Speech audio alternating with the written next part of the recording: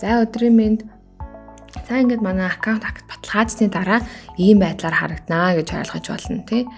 За ингээд аль хэдийн данс маань нээгдсэн байна. Одоо биднэрт үндсэн данс болон за демо данс буюу туршилтын данс гэдэг ингээд нээгдчихдэг автоматар.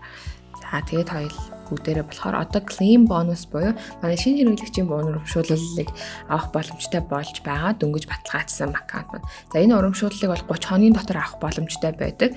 Та энэ claim your $30 bonus гэдгийг claim your bonus гэж дараад өөрийнхөө бонусыг авах боломжтой.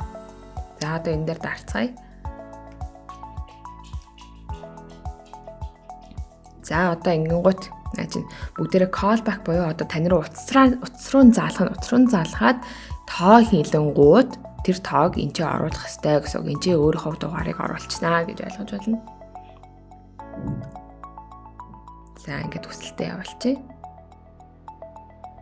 За одоо энэ чинь код оруулах нь шүү дээ.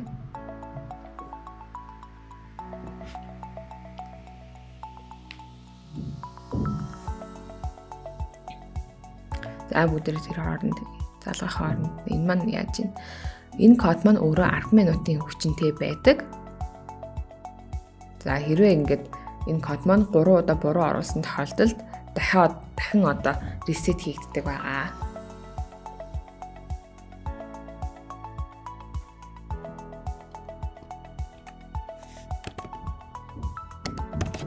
За ингээд код оруулчих. Баталгаажууллаа.